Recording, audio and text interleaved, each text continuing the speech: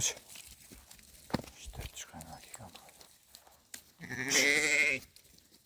İki diş, dört diş. Uzundan geliyor haberine.